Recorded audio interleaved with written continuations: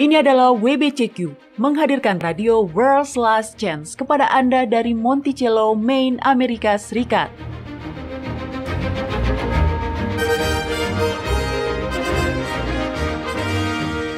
Kerinduan hati dari setiap orang Kristen selama 2000 tahun adalah melihat Sang Juru Selamat kembali dan mendirikan sebuah kerajaan kekal di atas bumi. Peristiwa-peristiwa yang terjadi di dunia mengungkap bahwa hal itu akan segera terjadi. Tetaplah bersama kami untuk belajar cara Anda dapat bersiap secara rohani menghadapi peristiwa-peristiwa akhir zaman. Radio WLC mempersiapkan orang untuk hidup dalam kerajaan Yahwa di bumi yang akan ditegakkan saat Kristus kembali. Prolog Injil Yohanes oleh Ray Fairclough.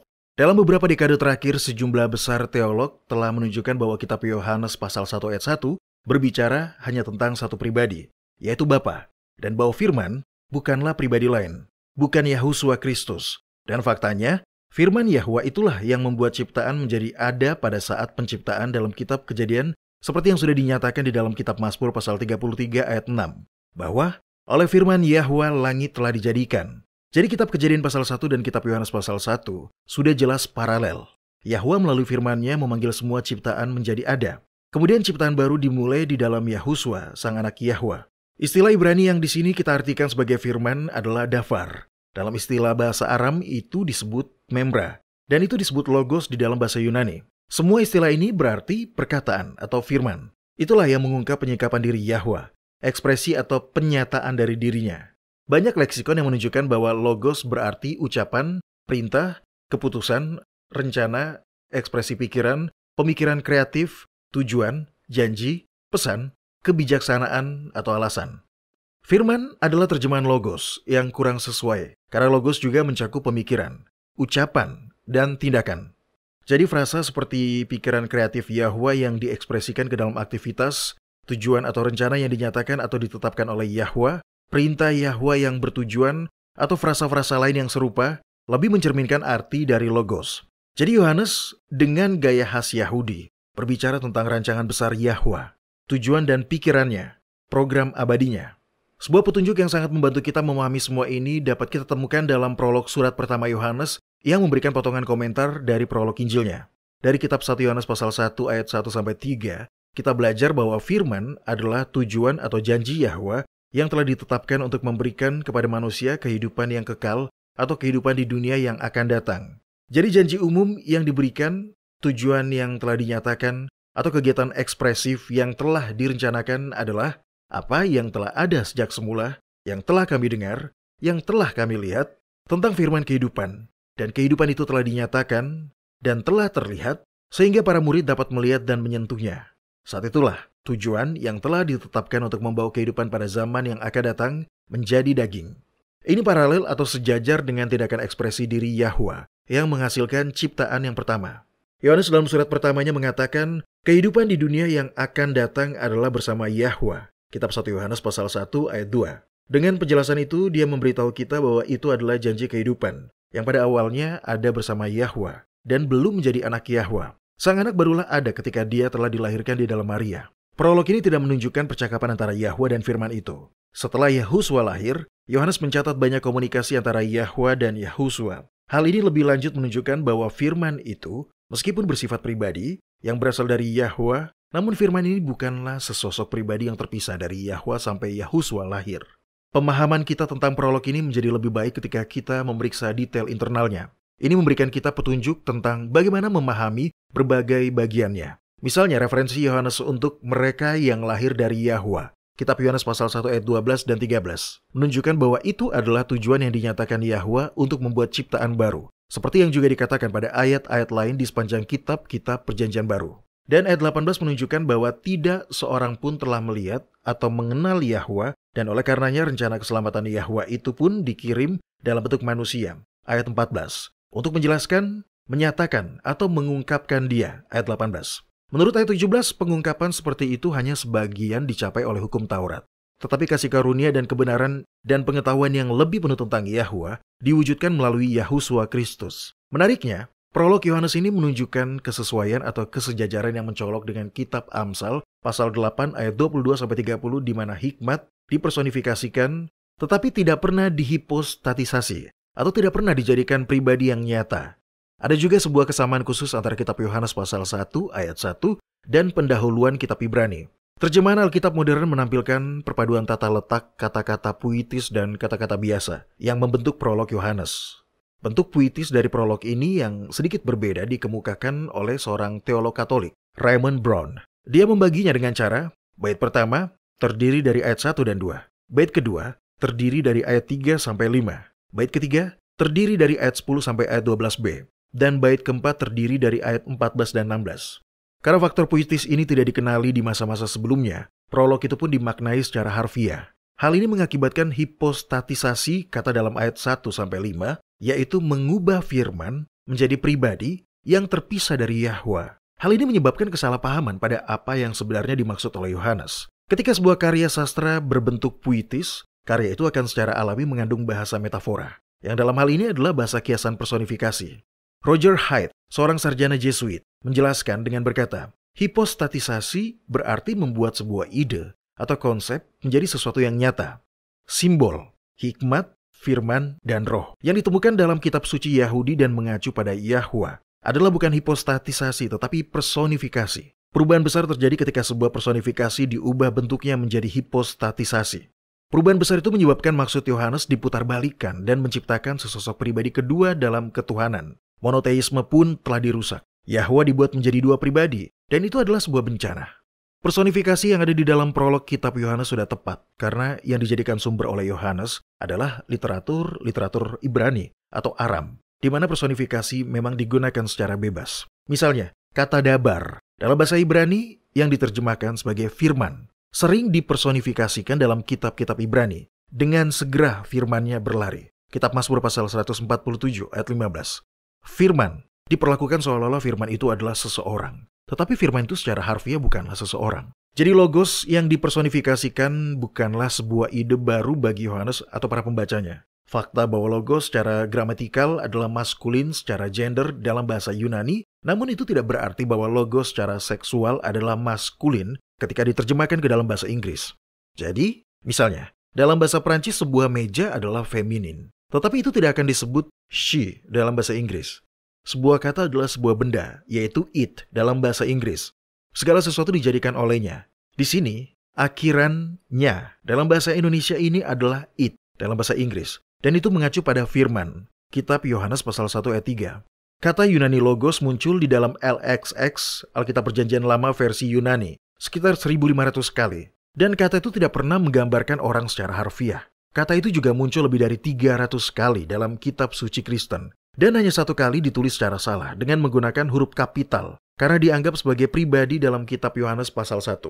Huruf kapital adalah tambahan editorial dari penerjemah. Firman secara sah dikapitalisasi dalam kitab Wahyu pasal 19 ayat 13. Ketika Yahuswa telah kembali dari surga dan tentu saja dia adalah seorang pribadi sebagai firman.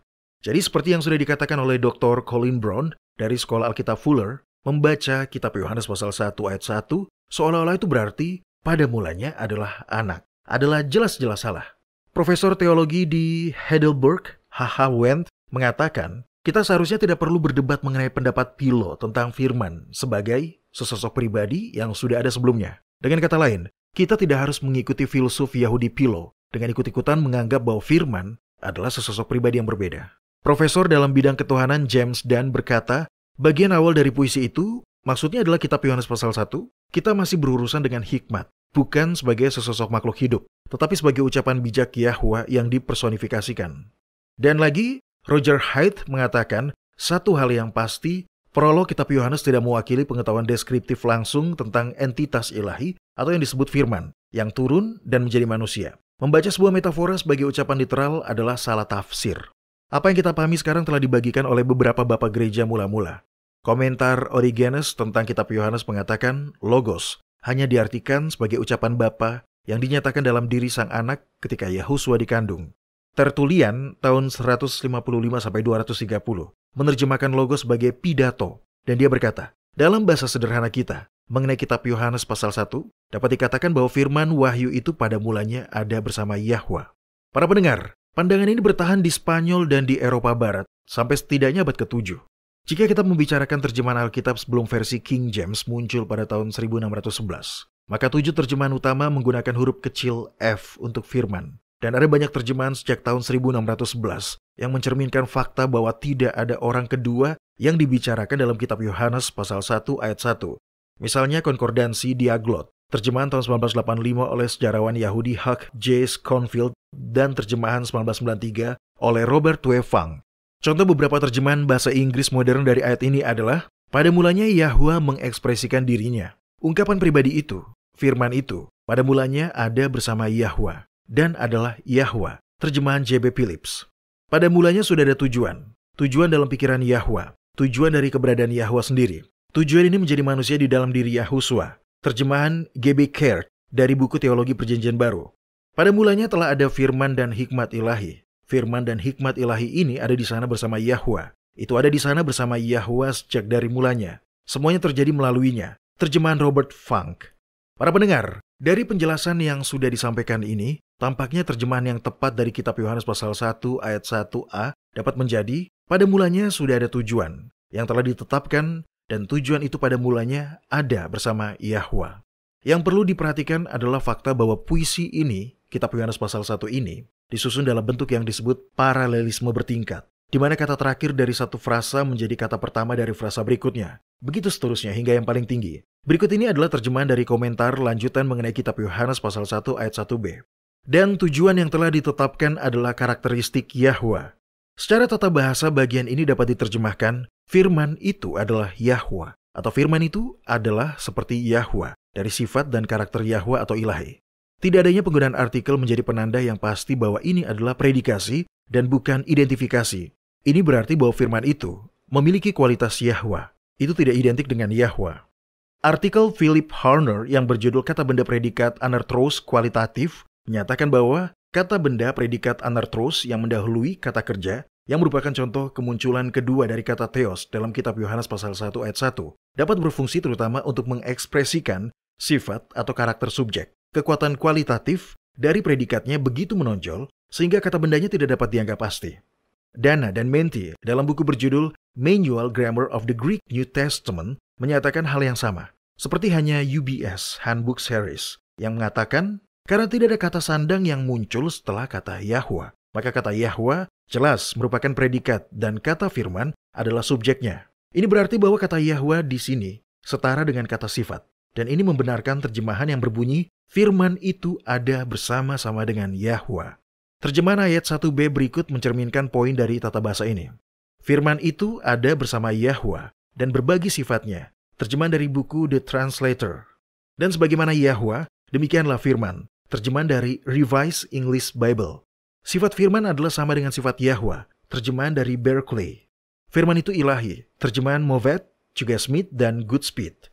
Tidak ada alasan yang pasti untuk menggunakan huruf kapital F pada kata firman dalam frasa firman itu adalah Yahwa. Seolah-olah firman itu diartikan sebagai pribadi yang kedua. Kalimat dalam bentuk identitas berhadapan dengan identitas seperti ini untuk menyebut Yahwa adalah tidak benar karena bentuk ini menghancurkan kesatuan monoteisme dari kitab suci. Yahwa adalah satu pribadi. Bagi kita hanya ada satu Yahwa, yaitu Bapa. 1 Korintus 8 ayat 6, juga Yohanes 17 ayat 1, 3, dan 1 Timotius 2 ayat 5. Selain itu, terjemahan Egat, terjemahan saksi Yehova, yang jika dibahasa Indonesiakan akan berarti satu Tuhan. Secara tata bahasa Inggris adalah salah dan gagal memunculkan aspek kualitatif dari frasa tersebut. Penerjemahan seperti itu adalah kesalahan penerjemahan yang mengerikan. Komentar Bruce Metzger. Ini juga secara teologis adalah salah, karena kitab Ulangan pasal 32 ayat 39 mengatakan, tidak ada Eloa kecuali aku. Jadi jika Yohanes ingin mengatakan kata ilahi, maka dia bisa menggunakan kata Yunani theos. Walaupun kata ilahi dapat mengungkapkan artinya meskipun sedikit lemah. Maksud Yohanes.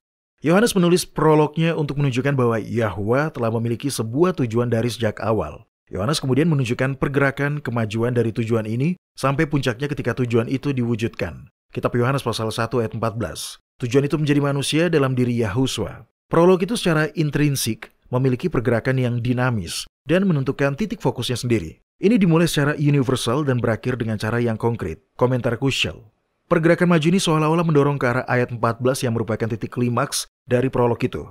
Jadi kata firman itu digambarkan di awal dengan menampilkan sedikit permainan personifikasi. Personifikasi terus diperkuat hingga ayat 10-12.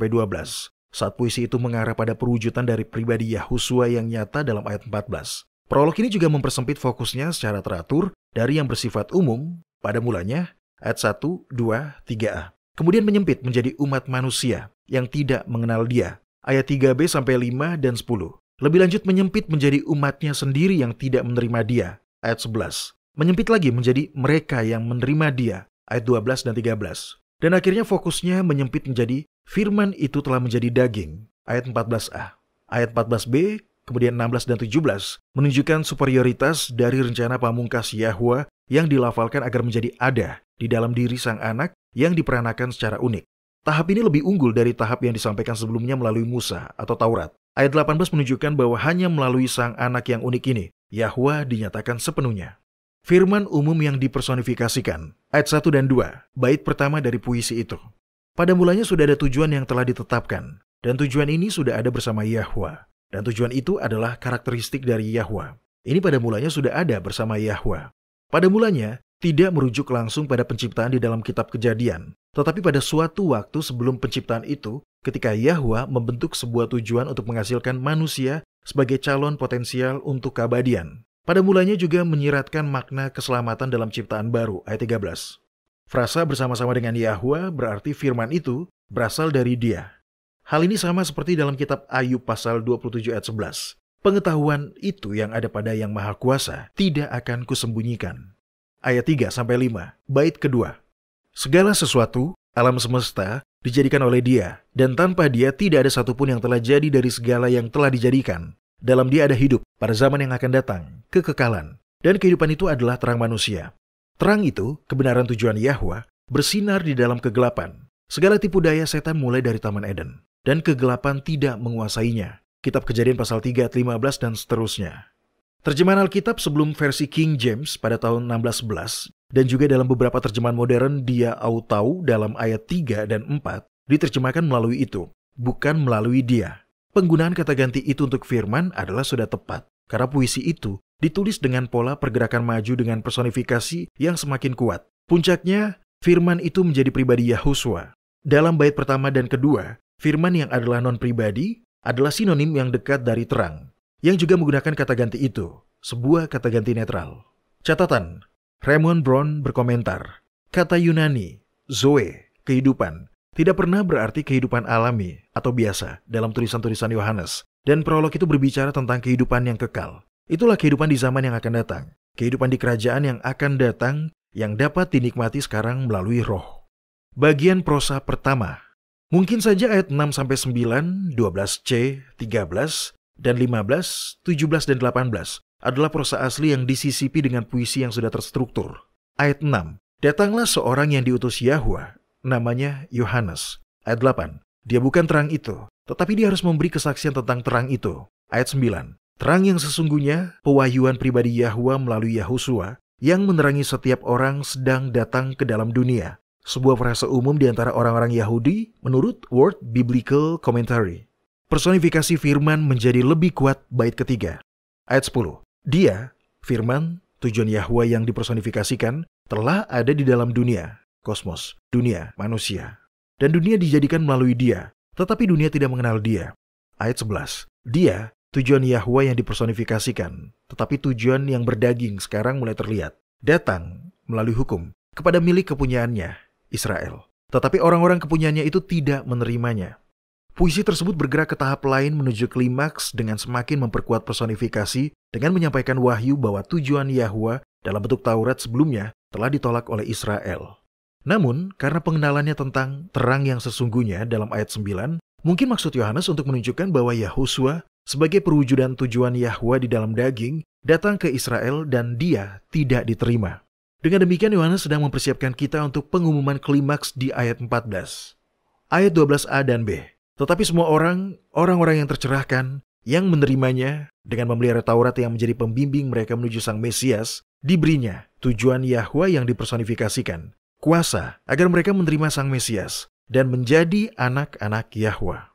Bagian prosa kedua, ayat 12c, yaitu mereka yang percaya dalam namanya, artinya percaya kepadanya, kepada tujuan itu. Ayat 13, yang diperanakan bukan dari darah atau dari daging, bukan pula secara jasmani oleh keinginan seorang laki-laki, melainkan dari Yahwa atau lahir dari atas. Hanya di ayat 14 kita dapat berbicara tentang Logos sebagai pribadi. Sebelum ayat 14 kita berada di alam yang sama dengan pembicaraan pra-Kristen tentang hikmat dan Logos, yang berbicara dengan personifikasi bukan sebagai pribadi. Itu adalah tindakan Yahwa yang dipersonifikasikan, bukan sejenis sosok individu makhluk ilahi. Kushel setuju dengan hal ini dengan berkata, hanya dari ayat 10 yang bisa berbicara tentang Logos and Sarkos, yaitu manusia, Yahuswa. Tetapi ayat 14 yang pertama-tama membuat jelas dalam istilah Kristen bahwa firman itu menjadi daging. Dan dengan demikian mengidentifikasi Logos Asarkos dengan seorang pribadi tertentu. Pernyataan klimaks tentang firman yang menjadi daging, bait keempat dan yang terakhir. Ayat 14, firman itu telah menjadi manusia, sebagai bentuk baru dari kehadiran Yahwa di tengah-tengah umatnya, dan diam di antara kita. Dan kita telah melihat kemuliaannya, atau tujuan Yahwa sekarang telah menjadi daging, yaitu kemuliaan yang diberikan kepadanya, sebagai anak tunggal Bapa, penuh kasih karunia dan kebenaran. Ayat 16, karena dari kepenuhannya kita semua telah menerima kasih karunia demi kasih karunia. Ayat 17 menunjukkan ini benar di mana Yahuswa memimpin pada perjanjian baru. Atau New International Version mengatakan kasih karunia setelah kasih karunia. Atau sebagaimana yang terjemahan lain katakan, kasih karunia setelah kasih karunia yang sebelumnya. Bagian prosa akhir, ayat 17 dan 18. Sebab hukum Taurat diberikan oleh Musa, tetapi kasih karunia dan kebenaran datang oleh Yahuswa Kristus. Tidak seorang pun yang pernah melihat atau menyatakan Yahwa, tetapi anak tunggal Yahwa yang ada di pangkuan Bapa, dialah yang menyatakannya. Kesimpulan, mungkin poin yang paling membantu adalah pemahaman bahwa istilah firman tidak memadai untuk mengungkapkan makna Logos, dan bahwa sebagian besar prolog itu adalah puisi yang menunjukkan kemungkinan besar makna metafora untuk firman. Seperti pasal paralelnya di kitab Amsal pasal 8 tentang hikmat. Juga, seperti yang dikatakan Kushel, prolog ini secara intrinsik memiliki pergerakan yang dinamis dan menentukan titik fokusnya sendiri. Ini dimulai secara universal atau secara umum dan berakhir dengan cara yang konkret. Jadi akan benar-benar sulit untuk melompat kembali ke tahap awal prolog. Pergerakan maju seperti itu dalam puisi itu dengan kuat menunjukkan bahwa prolog ini barulah menyebut Yahuswa sebagai firman itu di ayat 14 dan menurut pendapat kami, setidaknya tidak sebelum ayat 11. Sehingga tidak mungkin ada pribadi yang sudah ada sebelumnya dalam kitab Yohanes pasal 1 ayat 1. Tidak ada orang kedua di sana. Profesor di bidang perjanjian baru, T.W. Manson, yang terhormat membuat pernyataan terkait topik ini dengan indah. Dia berkata, saya sangat meragukan apakah Yohanes menganggap Logos sebagai sesosok pribadi. Satu-satunya pribadi di pasal ini adalah Yahuswa putra Yusuf dari Nazaret. Pribadi itu mewujudkan Logos dengan sangat lengkap, sehingga Yahuswa menjadi pewahyuan dari Yahwa secara penuh. Tapi dalam arti apa kita menggunakan kata mewujudkan? Bagi Yohanes, setiap firman dari Yahuswa adalah firman dari Yahwa.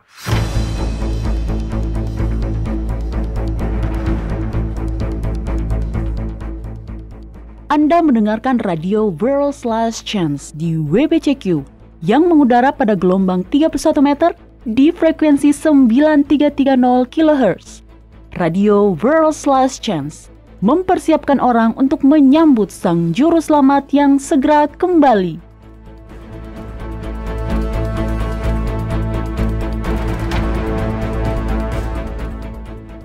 Kota Yerusalem memainkan peran kunci dalam skenario akhir zaman dari 3 agama besar dunia yang berakar dari Abraham. Agama Yahudi, Kristen, dan Islam. Semuanya memiliki harapan apokaliptik yang berpusat di sekitar kota kuno ini. Semua orang harus waspada, karena keyakinan ini hanyalah bagian dari tipuan besar akhir zaman. Pelajari lebih lanjut tentang penipuan berbahaya ini di world/chance.com. Cari dan bacalah artikel dengan judul Yerusalem Kunci Menuju Hari Kiamat di world/chance.com. Sekali lagi, cari dan bacalah artikel dengan judul Yerusalem Kunci Menuju Hari Kiamat di world/chance.com. Kunjungi kami hari ini. World's Last Chance telah membuat lebih dari 1.500 video dokumenter dalam lebih dari 30 bahasa. kunjungi situs kami di worldslastchance.com atau nonton videonya pada channel WLC di YouTube. Video-video dokumenter baru tentang berbagai topik penting terus dirilis sepanjang waktu. Mulailah menontonnya dan pelajarilah kebenaran selama Anda masih memiliki kesempatan di worldslastchance.com.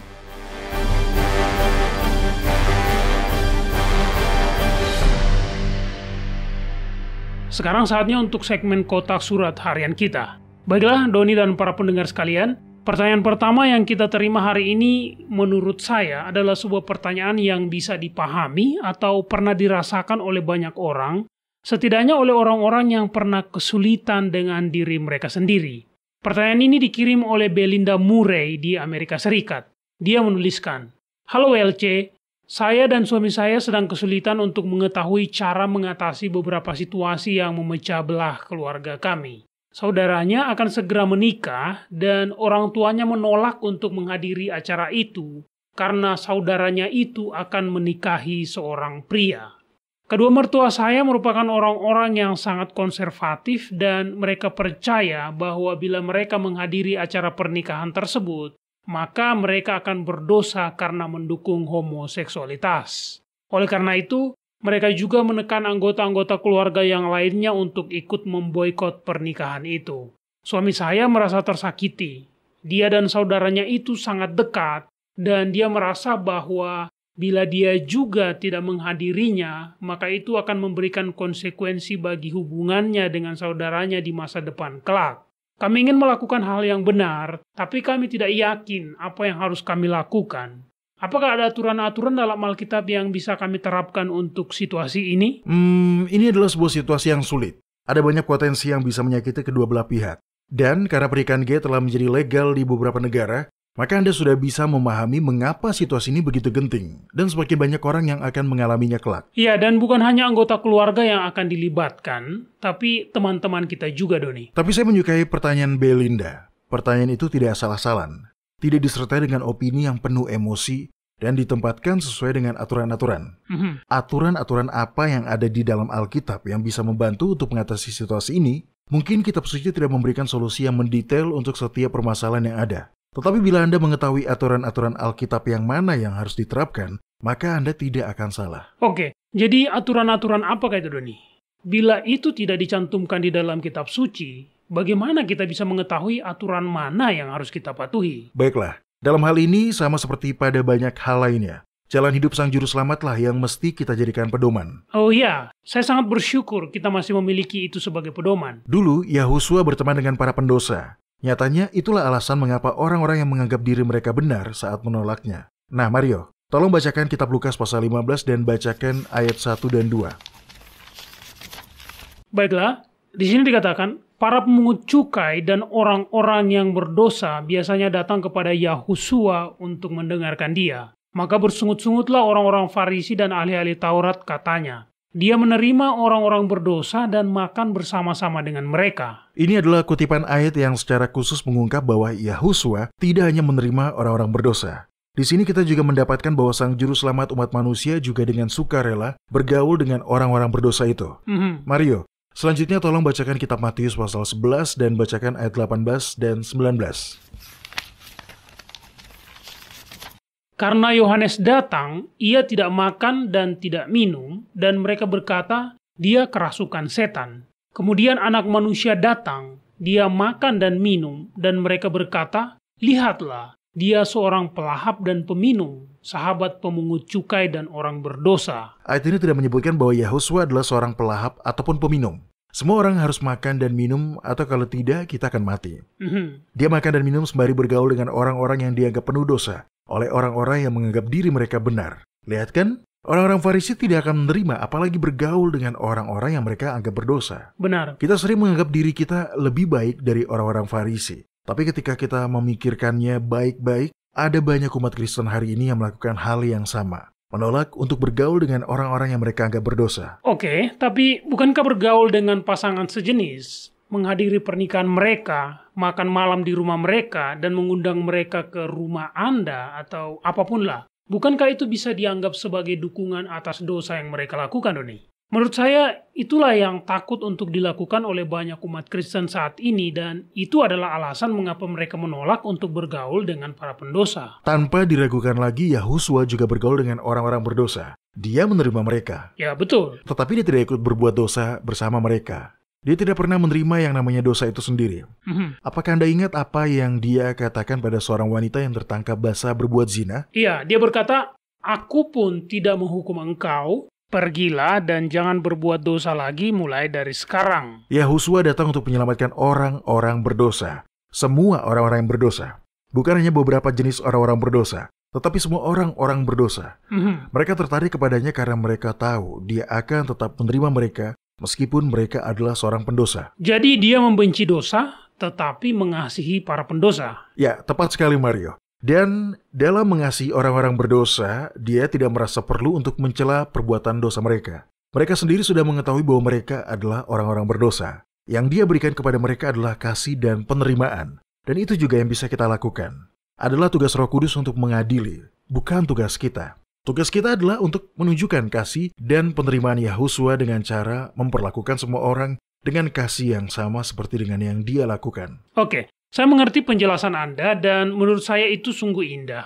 Tapi bagaimana dengan yang dikatakan Paulus tentang tidak mendukung perbuatan dosa? Dalam kitab Roma pasal 12 ayat 9, dia mengatakan, "Jauhilah yang jahat dan lakukanlah yang baik." Yang tidak diketahui orang-orang adalah bahwa Paulus membedakan antara orang-orang tidak percaya dengan orang-orang percaya yang masih berbuat dosa. Silakan bacakan kitab 1 Korintus pasal 5 ayat 9 hingga 13. Baiklah. Di sini dikatakan, "Dalam suratku telah kutuliskan kepadamu, supaya kamu jangan bergaul dengan orang-orang cabul. Yang aku maksudkan bukanlah dengan semua orang cabul pada umumnya dari dunia ini, atau semua orang kikir dan penipu, atau dengan semua penyembah berhala. Karena jika demikian, kamu harus meninggalkan dunia ini. Tetapi yang kutuliskan kepadamu ialah, supaya kamu jangan bergaul dengan orang yang sekalipun menyebut dirinya saudara adalah cabul, kikir, penyembah berhala, pemfitnah, pemabuk, atau penipu. Dengan orang yang demikian, janganlah kamu sekali-sekali makan bersama-sama. Sebab dengan wewenang apakah aku menghakimi mereka yang berada di luar jemaat? Bukankah kamu hanya menghakimi mereka yang berada di dalam jemaat? Mereka yang berada di luar jemaat akan dihakimi Yahwa. Usirlah orang yang melakukan kejahatan dari tengah-tengah kamu. Oke. Jadi di sini Paulus mengatakan bahwa orang jahat yang tidak boleh kita ajak berteman adalah orang-orang yang menyebut diri mereka orang-orang percaya. Bukan orang-orang yang tidak mengklaim diri mereka sebagai orang-orang yang percaya. Iya betul.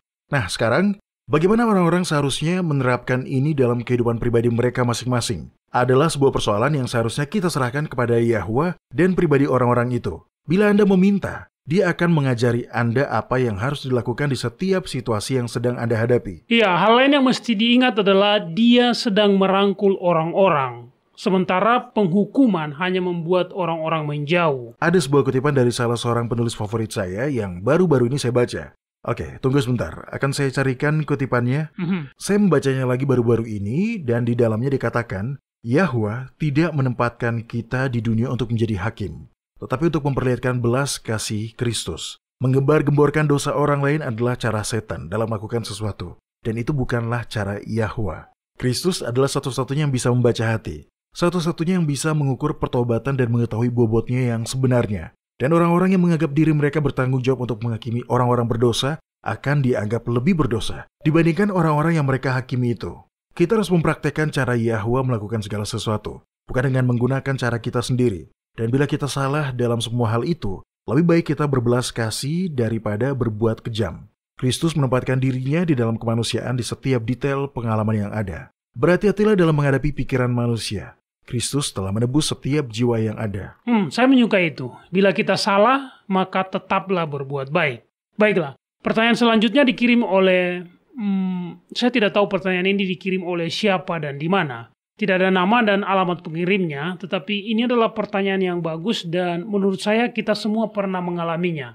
Pengirimnya menuliskan, "Saya mengetahui saya melakukan dosa secara sadar dan sekarang saya tersiksa oleh rasa bersalah dan merasa diri saya tidak layak. Dengan sadar saya berbuat dosa dan sekarang saya berharap seandainya saja saya tidak pernah melakukannya. apakah masih ada harapan bagi saya? Apakah saya telah kehilangan kesempatan saya untuk diselamatkan? Pertama-tama saya ingin mengatakan bahwa melakukan dosa secara sadar bukanlah penyebab Anda akan dijauhkan dari sorga. Kita telah diajarkan bahwa Hawa terperdaya dan Adam tidak. Oh iya, benar. Adam juga melakukan dosa secara sadar, ya kan? Iya, jadi berbuat dosa secara sadar bukanlah hal yang akan menjauhkan Anda dari sorga. Contoh perbuatan yang akan membuat kita jauh dari sorga adalah menolak untuk bertobat dan terus melanjutkan pembangkangan dan menolak pengampunan yang telah ditawarkan kepada kita.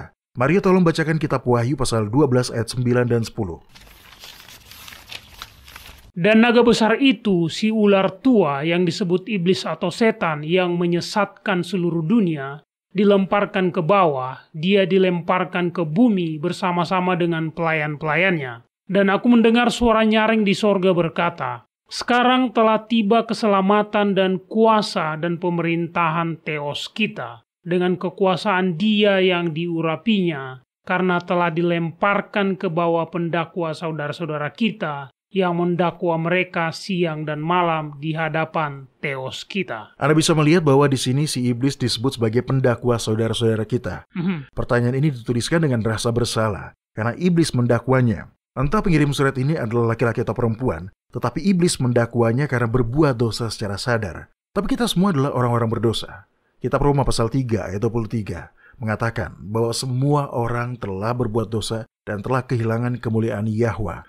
Tapi itulah alasan Yahusua diutus, untuk mencari dan menyelamatkan orang-orang berdosa. Iya, itu sangat benar. Saya ingin mengatakan sesuatu kepada para pendengar, karena kita semua pernah berbuat dosa.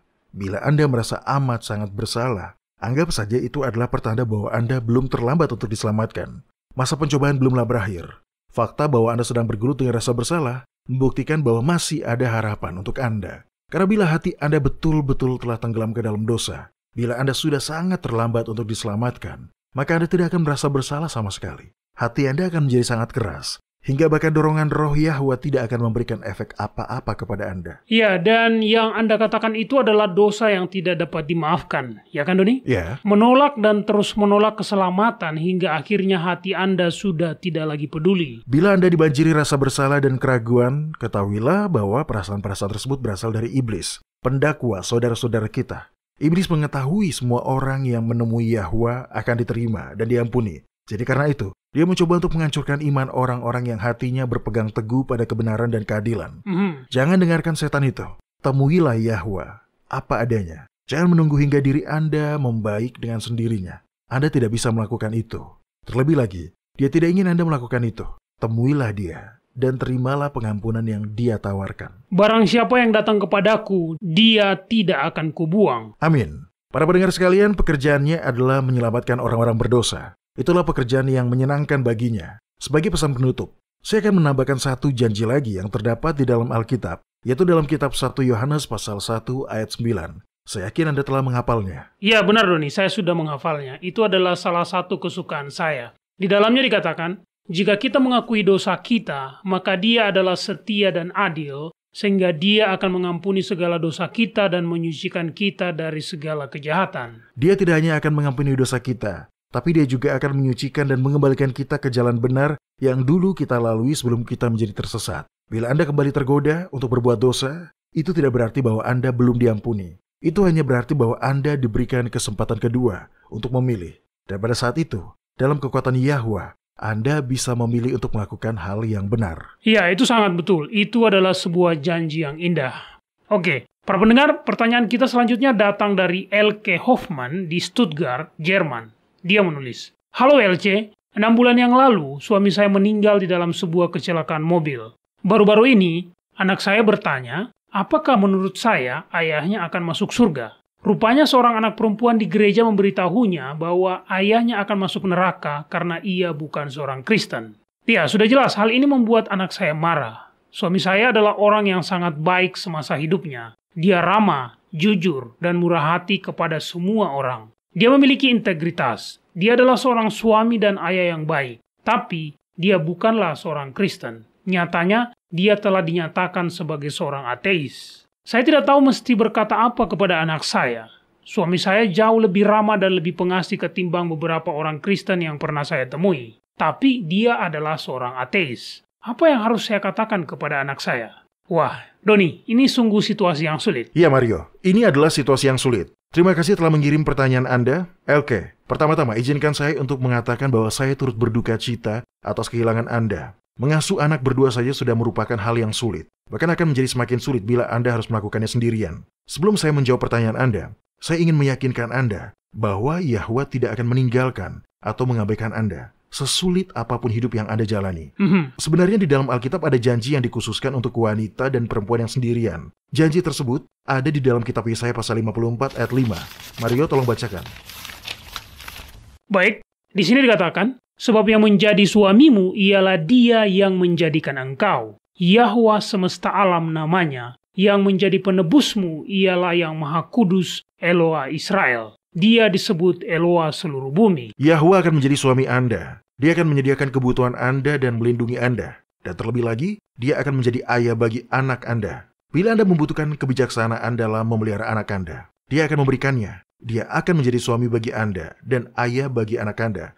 Baiklah, untuk menjawab pertanyaan Anda, Elke, ada sebuah alasan mengapa manusia tidak diizinkan untuk menghakimi orang lain. Dan alasan tersebut telah diringkas dalam kitab 1 Samuel pasal 16 ayat 7. Di dalam kutipan tersebut, Samuel dipanggil untuk menuju rumah Isai untuk mengurapi Raja Israel yang selanjutnya. Samuel berpikir bahwa anak tertua Isai nampak bagaikan seorang raja, dan dia akan menjadi raja yang baik. Namun Yahwa memilih Daud anak bungsu Isai. Ya, saya telah mendapatkan ayat tersebut, Doni. Akan saya bacakan. Di sini dikatakan, bukan yang dilihat manusia yang dilihat Yahwa, manusia melihat apa yang di depan mata, tetapi Yahwa melihat hati. Ini adalah prinsip yang kita dapatkan di dalam kitab suci. Di dalam khotbah di bukit, Yahosua berkata, "Jangan kamu menghakimi, supaya kamu tidak dihakimi." Dan dia mengatakan hal ini karena kita tidak bisa melihat hati. Kita tidak tahu mengapa seseorang melakukan atau mempercayai sesuatu. Ya, tentu saja dalam situasi Elke, itu sedikit lebih sulit. Anaknya khawatir bahwa sang ayah akan binasa karena ia adalah seorang ateis. Elke dimintai kepastian.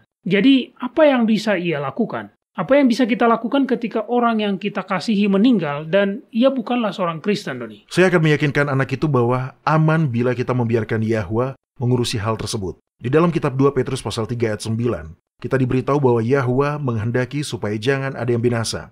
Nah, kita telah tahu bahwa sebenarnya beberapa orang akan binasa. Tetapi kita juga mengetahui bahwa Dia akan menyelamatkan sebanyak mungkin orang yang Dia bisa. Yahwa juga mengasihi sang ayah tersebut. Dia tahu apa yang ada di dalam hati laki-laki tersebut. Intinya, janganlah menghakimi. Kita tidak bisa membaca hati. Jadi kita hanya bisa menilai dari pandangan eksternal. Tetapi mari kita lihat apa pandangan eksternal mengenai suami Elke. Pertama, Elke berkata bahwa sang suami adalah orang yang ramah, jujur, murah hati, dan memiliki integritas. Kedua, sang suami adalah orang yang baik. Nah, Mario, sekarang tolong bacakan kitab Galatia pasal 5 ayat 22-23. Baiklah. Oh, ini buah dari roh. Ya. Ya, tapi buah dari roh ialah kasih, sukacita, damai sejahtera, kesabaran, kemurahan, kebaikan, kesetiaan, kelemah lembutan, penguasaan diri. Tidak ada hukum yang menentang hal-hal itu. Gambaran Elke mengenai suaminya telah menunjukkan bahwa suaminya memiliki buah dari roh. Nah, kita tidak bisa membaca hatinya, tapi kita bisa melihat buahnya. Saya akan menasehati sang anak dengan membacakan ayat ini kepadanya dan menunjukkan bahwa ayahnya memiliki kualitas-kualitas ini. Kita tidak tahu mengapa suaminya memutuskan untuk menjadi seorang ateis. Kita tidak tahu mengenai latar belakang dan didikannya. Kita tidak tahu informasi apa yang telah dia baca, sehingga dia yakin bahwa Tuhan itu tidak ada.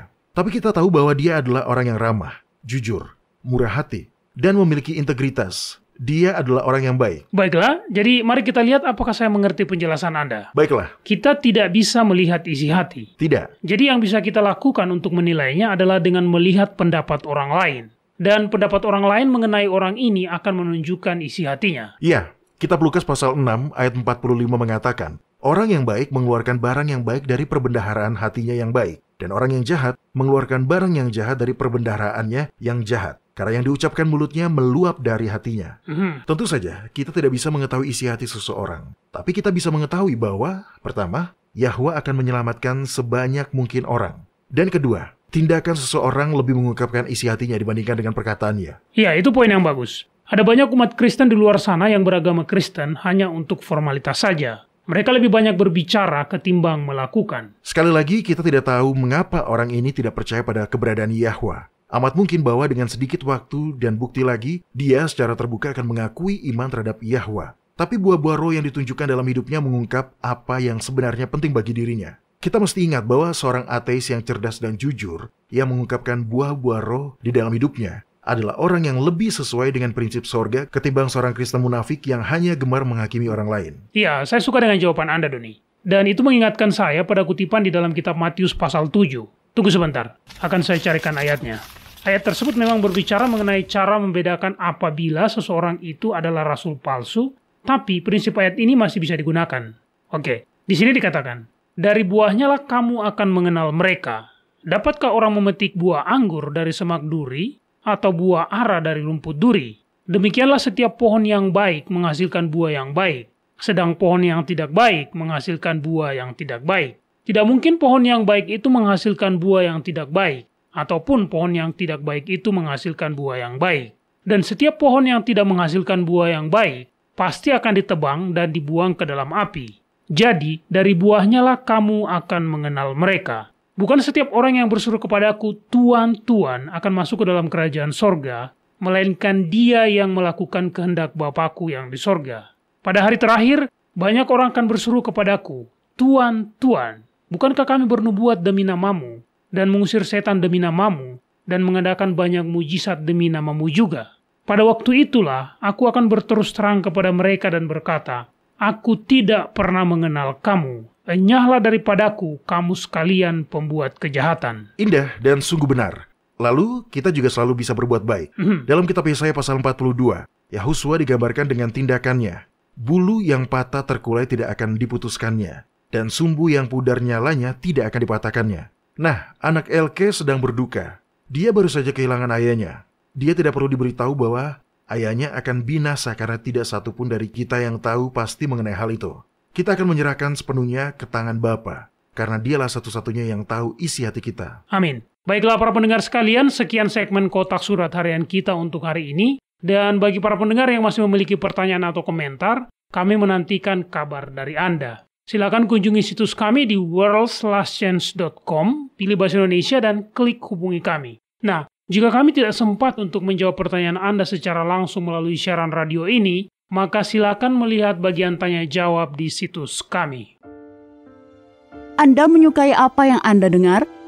Kunjungi situs kami di worldslastchance.com untuk mendengarkan episode-episode lain dari program radio kami. Radio World's Last Chance mempersiapkan orang untuk menyambut Sang Juru Selamat yang segera kembali.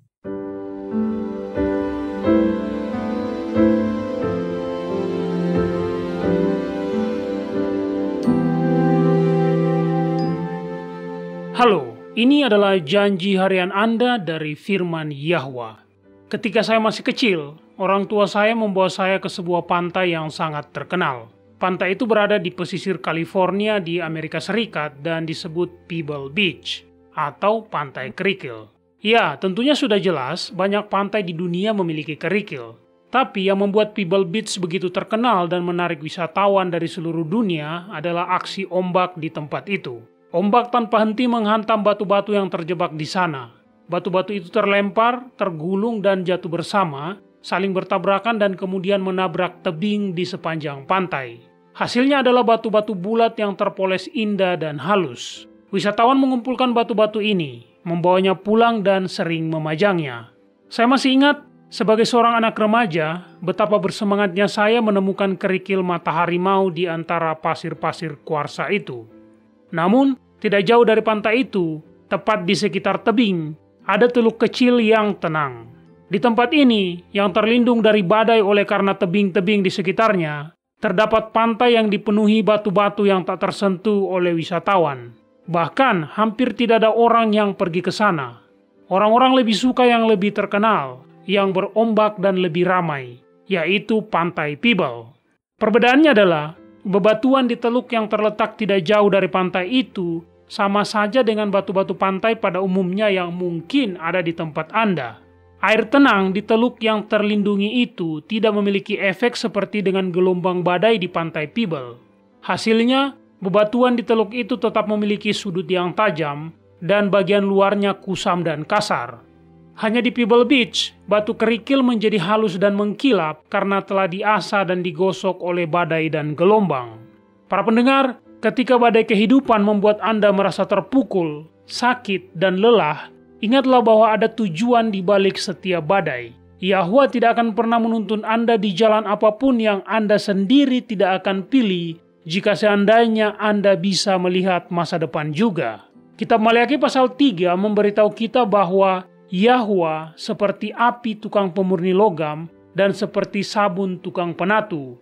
Dan dia akan duduk seperti orang yang memurnikan dan mentahirkan perak. Dan dia mentahirkan orang Lewi, menyucikan mereka seperti perak, supaya mereka menjadi orang-orang yang mempersembahkan korban yang benar kepada Yahwa.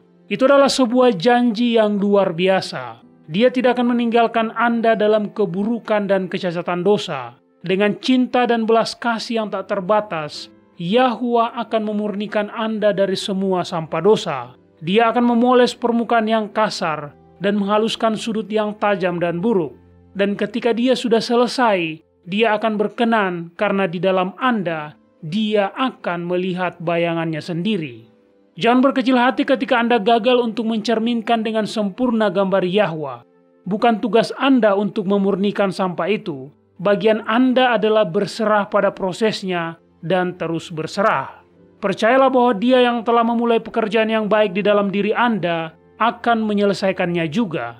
Berbicara tentang produk yang sudah jadi ini, kitab 1 Petrus pasal 2 ayat 5 mengatakan, "Dan biarlah kamu juga dipergunakan sebagai batu hidup untuk pembangunan suatu rumah rohani, bagi suatu imamat kudus, untuk mempersembahkan persembahan rohani yang karena Yahusua berkenan kepada Yahwa."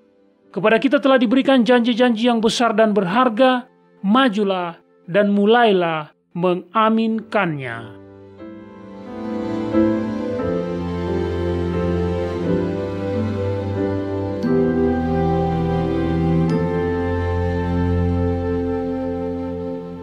Banyak orang dewasa berharap mereka memiliki kesempatan untuk belajar agama selagi berada di universitas. Jika Anda berada di posisi yang sama, saat ini belum terlambat. Di worldslastchance.com, kami memiliki ratusan artikel dan video tentang berbagai topik rohani dan agama, dan jumlahnya terus ditambah setiap saat. Ada artikel yang memberikan nasihat tentang bagaimana menikmati kehidupan Kristen yang berkemenangan. Artikel-artikel lain menyelidiki secara mendalam bagian-bagian Alkitab yang salah dimengerti dan menjelaskan apa arti bagian itu dalam bahasa Ibrani yang asli. Kami juga menyajikan banyak artikel dan video tentang nubuatan. Paulus berkata kepada Timotius, "Segala tulisan yang diilhamkan Yahwa memang bermanfaat untuk mengajar, untuk menyatakan kesalahan, untuk memperbaiki kelakuan, dan untuk mendidik orang dalam kebenaran." Dengan demikian, tiap-tiap manusia kepunyaan Yahwa menjadi sempurna dan diperlengkapi sepenuhnya untuk setiap perbuatan baik.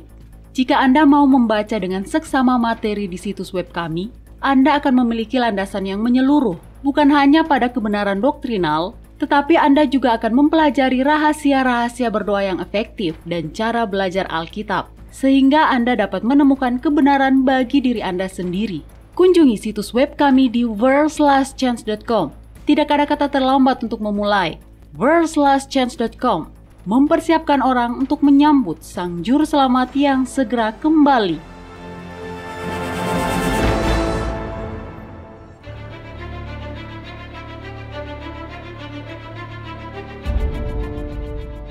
Terima kasih telah mendengarkan episode ini di Radio WLC. Kita hidup di masa-masa yang sangat serius. Dunia sedang berada di ambang bencana. Peristiwa-peristiwa bencana akan segera terjadi yang akan menutup zaman ini dan mengantarkan zaman berikutnya. Dalam belas kasihannya yang besar, Yahwa telah mengungkapkan tentang masa depan melalui nubuatan. Kitab Wahyu pasal 8 menubuatkan serangkaian peristiwa, masing-masing lebih parah dari yang sebelumnya, yang akan menghancurkan bumi.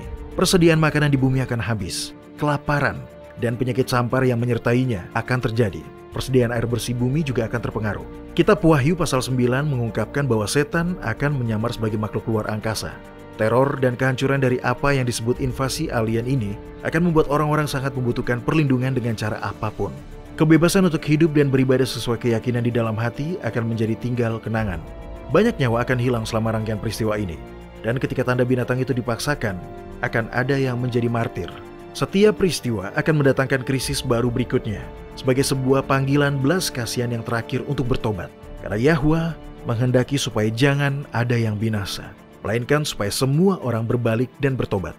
Segera setelah kejadian yang dijelaskan dalam kitab Wahyu pasal 8 dan 9 telah terjadi, 7 tulah terakhir akan dicurahkan. Tulah-tulah ini dan juga sangkakala-sangkakala yang mendahuluinya akan mendatangkan malapetaka di bumi dan menyebabkan kehancuran dan kesengsaraan yang belum pernah terjadi sebelumnya. Kitab Yesaya pasal 24 memperingatkan dengan berkata, sesungguhnya Yahwa akan menanduskan bumi dan akan menghancurkannya, akan membalikan permukaannya dan akan menyerahkan penduduknya. Bumi terhuyung-huyung parah seperti orang mabuk dan goyang seperti gubuk yang ditiup angin. Dosa pemberontakannya menimpa dia dengan sangat. Ia rebah dan tidak akan bangkit-bangkit lagi. Namun, bagi orang-orang yang percaya, ada harapan. Saat mengisahkan tentang akhir zaman, Yahusua berkata dalam kitab Lukas pasal 21 ayat 28, apabila semuanya itu mulai terjadi, bangkitlah dan angkatlah mukamu, sebab penyelamatanmu sudah dekat. Ya, akhir zaman akan traumatis. Memang akan seperti itu. Yahwa ingin menyelamatkan sebanyak mungkin orang sehingga dia mengizinkan peristiwa puncak yang terakhir ini untuk membangunkan jiwa-jiwa. Berita Injil Kerajaan Yahwa menyatakan bahwa melampaui peristiwa-peristiwa traumatis yang akan datang, kebahagiaan abadi sedang menanti semua orang yang menerima anugerah keselamatan dari Yahwa. Ketika Yahusua kembali, semua orang yang telah mati dalam iman pada jasa Sang Juru Selamat akan dihidupkan kembali pada kebangkitan pertama. Yahusua kemudian akan mengokohkan kerajaan Yahwa di bumi. Dia dan orang-orang yang telah ditebus akan memerintah bersama di bumi selama 1000 tahun pertama dari kekekalan itu. Yohanes melihat langit yang baru dan bumi yang baru, karena langit yang pertama dan bumi yang pertama itu telah berlalu. Jika Anda ingin bergabung dengan orang-orang yang telah ditebus dari segala zaman, dengan menjalani kehidupan yang sesuai dengan kehendak Yahwa, buatlah keputusan. Terimalah keselamatan hari ini. Anda tidak harus membuat diri Anda siap terlebih dahulu. Bahkan sebenarnya Anda tidak bisa. Saya juga tidak. Tidak ada yang bisa. Datanglah kepadanya, apa adanya Anda. Jangan menunggu sampai Anda berhenti berbuat dosa. Anda tidak akan menjadi lebih baik dengan usaha Anda sendiri. Terimalah undangan Yahwa untuk menjadi anggota kerajaannya di bumi baru yang kekal.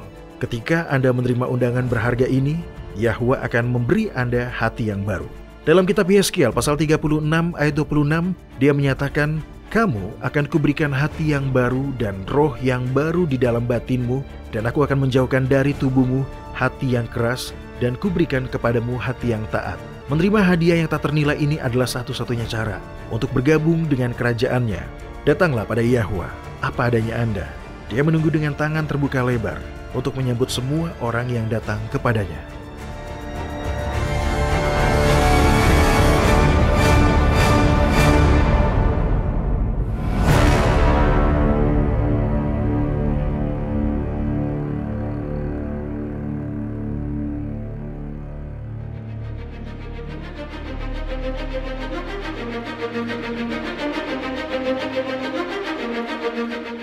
Anda baru saja mendengarkan radio WLC.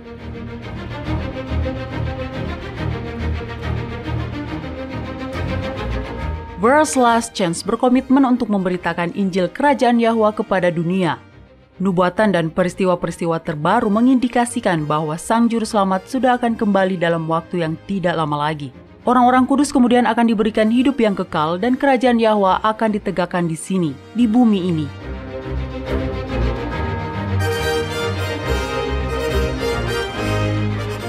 Tidak ada waktu yang bisa disia-siakan.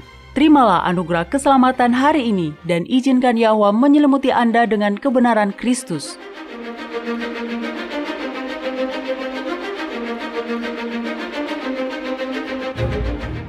Program ini serta episode radio WLC yang lain tersedia di worldslastchance.com.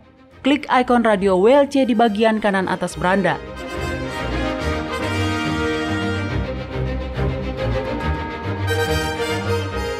Bergabunglah kembali bersama kami besok untuk menerima berbagai pesan kebenaran lain di WBCQ yang mengudara pada gelombang 31 meter di frekuensi 9330 kHz.